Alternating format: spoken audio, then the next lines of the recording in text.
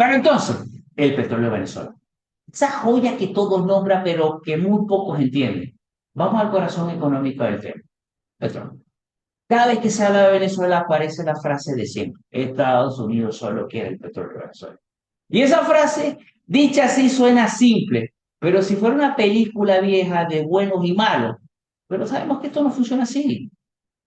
No hay malos ni buenos, son imperios diferentes. ¿A qué imperio quieres inclinar? ¿O qué imperio? ¿A qué abajo qué imperio quieres estar? Porque eso no solamente es Estados Unidos, China también lo es. Mira, Estados Unidos es uno de los mayores productores de petróleo del mundo. Así que no es solamente el petróleo, aunque sí es el petróleo. Es bastante raro. Mira, lo cierto es que no necesita robar el petróleo de tal manera como lo dibujan muchos caricaturistas de izquierda.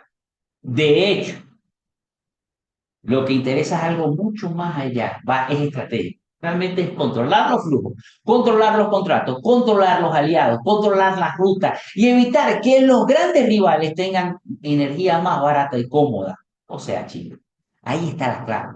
Porque una cosa es tener petróleo bajo la tierra y otra cosa es poderlo convertir en poder. Venezuela tiene alrededor de 103 mil millones de barriles de reservas probadas, la mayor cifra del mundo. Pero producir ese petróleo no es tan fácil como abrir una llave. Mucho de ese crudo es pesado o extrapesado. Necesita tecnología, mejoradores, inversión, mantenimiento, taladro, seguridad jurídica, puertos, refinerías adaptadas y sobre todo confianza. Sin confianza no entra ni un solo dólar, no entra capital serio. Sin capital serio, el petróleo se queda enterrado. Y el petróleo enterrado no paga hospitales, no paga carreteras, no paga escuelas, no da soberanía, vamos a estar claros, no sostiene una economía moderna. Por eso cuando alguien dice Venezuela es rica, hay que responder, Venezuela tiene recursos, muchos, sí, pero ser rico es algo muy diferente a lo que podemos ver. Ser rico no es tener recursos, ser rico es saber convertir esos recursos en productividad, en institución, en inversión y sobre todo en calidad de vida. Esa es la diferencia entre estar sentado sobre una montaña de petróleo y vivir como un paraíso próspero. Y aquí conectamos con algo que ya hemos dicho en el pasado, en editoriales. El petróleo venezolano no debería de verse como una religión nacionalista. El petróleo lo ven como una virgen intocable. El petróleo sencillamente es un recurso que se tiene que usar. Se puede administrar bien o se puede administrar mal. Al fin y al cabo, el petróleo es un recurso.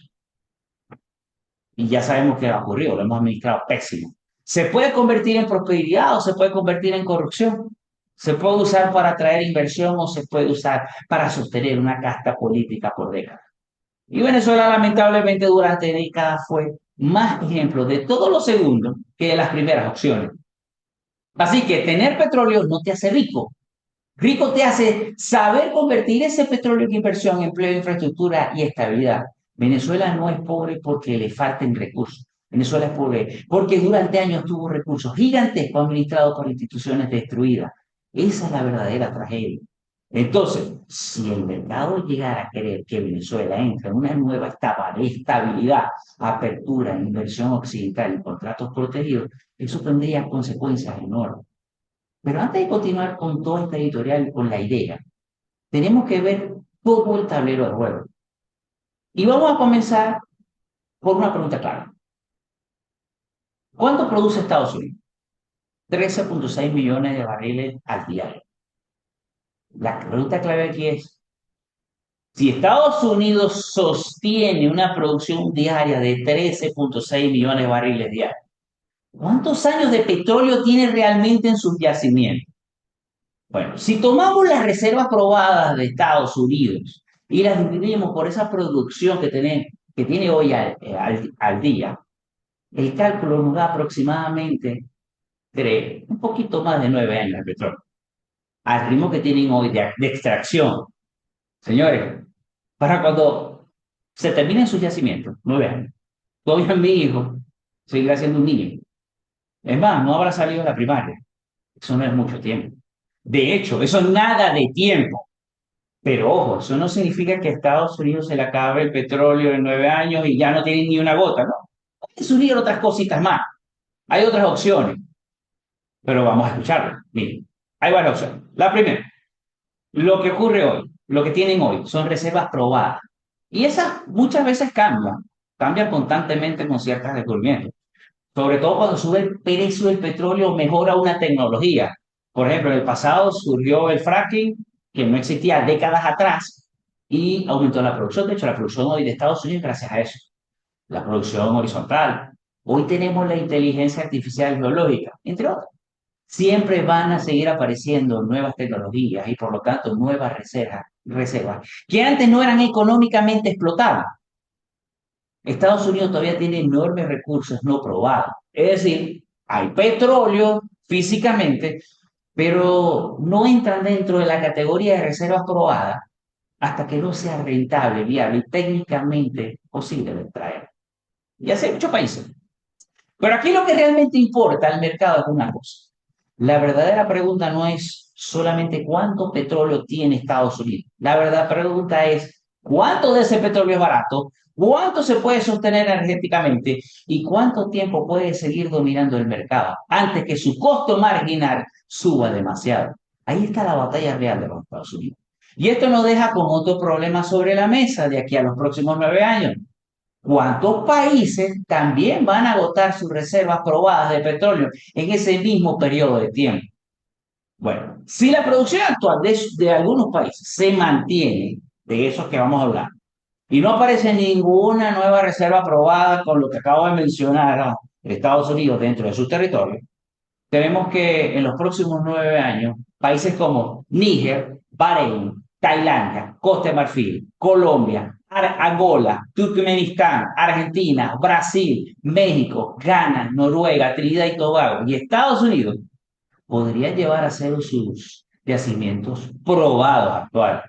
Y eso sacaría del mercado aproximadamente a 27 millones de barriles diarios. Ahora, si tomamos en cuenta que la población mundial todavía seguiría creciendo para ese año y que por ende la demanda energética podría estar en máximos históricos, el problema se vuelve todavía más grande.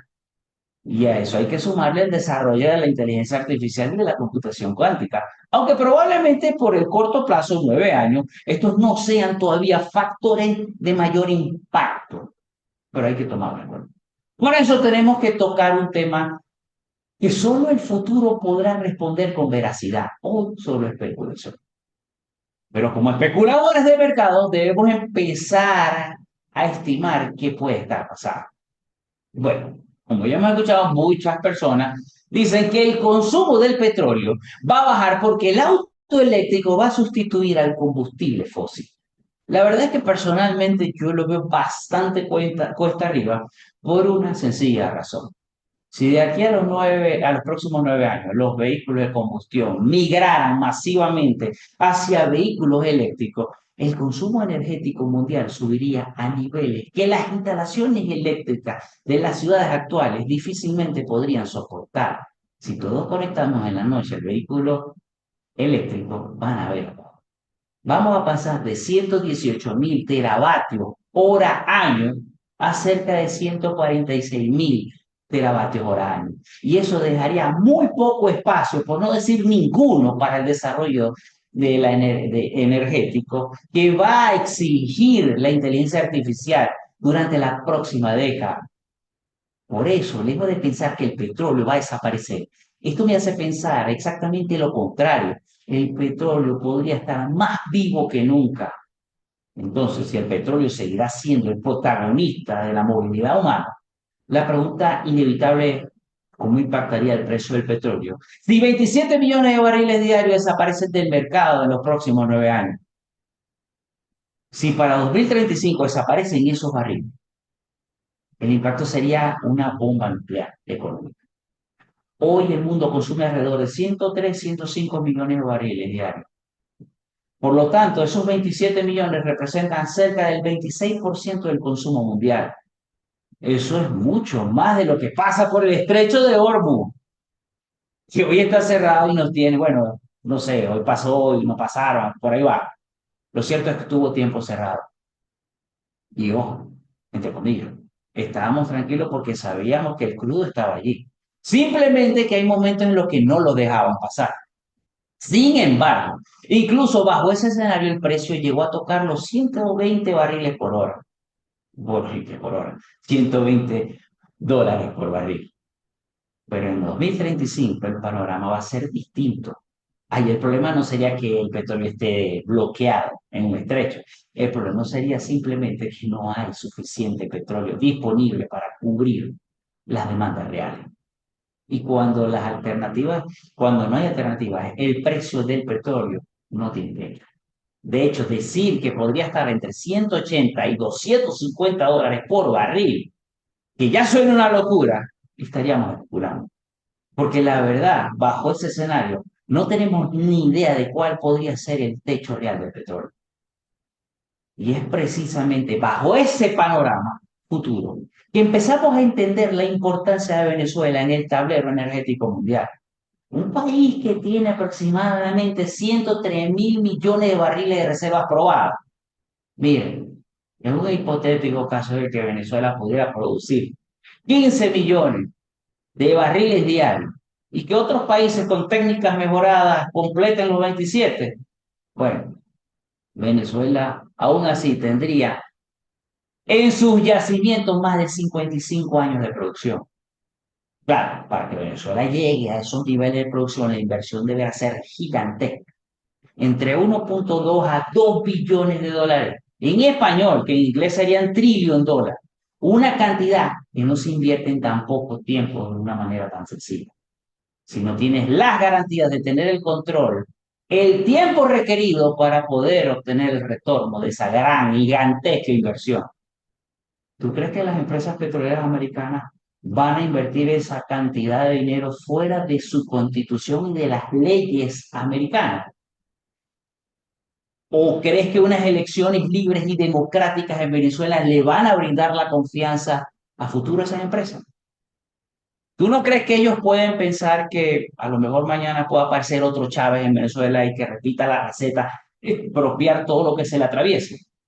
Es difícil que las empresas americanas confíen bajo los mismos términos. Señores, seguro mató a confianza. Y si ellos no hacen nada porque creen que se van a cohibir por un tema de soberanía, lo más probable es que aparezcan otras empresas de otros países como China y Estados Unidos perdería el control del mercado del crudo en el único país que va a tener las reservas suficientes para llenar el espacio en las próximas décadas. Lo cierto es que alguien tiene que llenar ese espacio, porque el futuro energético sin una Venezuela activa sería una catástrofe. Señores, como se lo dije el año pasado, cuando estaban los buques de guerra y el portaaviones Gerald Ford en las costas de Venezuela. Esto es un negocio. Los sentimientos para otro día. Las fichas se mueven por algo. Si el río suena es porque piedras trae. Y ni siquiera se trata solamente de Trump. Trump no va a estar en la Casa Blanca dentro de 9 años. Quien sí podría estar, quién sabe, es Marco Rubio. Si llega a convertirse en el candidato republicano y por supuesto gana las elecciones. Pero aquí es donde tenemos que levantar la mirada y entender algo que va mucho más allá. Las grandes decisiones del mundo no se toman pensando en la soberanía de un país que nunca ha tenido soberanía. Porque si 8 millones de venezolanos migramos, no era porque nos bañaba la soberanía precisamente. Porque si hoy estoy haciendo este video es porque no estoy bajo la soberanía de Venezuela. Esa es la que muchos temen perder, porque hoy lo entiendo. Porque confunden soberanía con ir a la playa. ¿Es sabroso ir a la playa? Sí, claro. Pero más sabroso es tenerlos 24 horas al día. Ir a un hospital y que te atiendan, que las instituciones funcionen, tener calidad de vida. Eso sí es tener soberanía. Pero bueno, en fin, como les decía, las grandes decisiones del mundo no se toman pensando en la soberanía del pequeño, sino en el poder de la gran potencia en las próximas décadas. Porque la energía no es solo petróleo, no es solo electricidad, no es solo gasolina. La energía es control. Por eso, quien entienda este tablero antes que los demás, no solamente va a entender hacia dónde se mueve el petróleo, va a entender hacia dónde se mueve el dinero, hacia dónde se mueve la política, hacia dónde se mueve el poder. Y ojo, no estoy hablando si esto es mejor o peor para Venezuela, en realidad no lo sé. Estoy hablando, no, tampoco estoy hablando de soberanía o de imperialismo, que evidentemente es más lo último. Estoy hablando de que Venezuela es la garantía energética del futuro. Y si no es Estados Unidos, será China. En conclusión, criptólogo, hoy no estoy hablando solamente de si Venezuela puede o no puede ser el Estado 51. Estamos hablando de algo mucho más grande. Estamos hablando de un país destruido institucionalmente pero sentado sobre una montaña de recursos. Estamos hablando de Estados Unidos mirando el tablero energético mundial. Estamos hablando de China que necesita petróleo barato. Y si Estados Unidos llena el espacio, ellos lo van a llenar. Estamos hablando del dólar intentando sostener su poder. Y sobre todo estamos hablando de una pregunta incómoda que vale más para un país. Una soberanía que no funciona o una integración que promete estabilidad. Pero cambia para siempre tu identidad política. Yo no te estoy diciendo qué pensar, te estoy invitando a mirar la cadena completa, no con sentimiento, como negocio. Porque en los mercados, como en la vida, el que se queda en la emoción pierde el contexto. El que se queda en el titular pierde la profundidad. Y el que pretende y el que aprende puede conectar petróleo, política, monedas y tecnología. Empieza a ver el tablero con otros ojos. Gracias por estar del otro lado de la pantalla. Y si este contenido te suma, ya sabes, suscríbete al canal y a tu like. Y comparte este video con esa persona que no entiende nada del Estado 51 o que cree que Trump siempre está jugando. Él necesita entender qué hay detrás de cada titular. Te mando un abrazo grande, éxito en los mercados.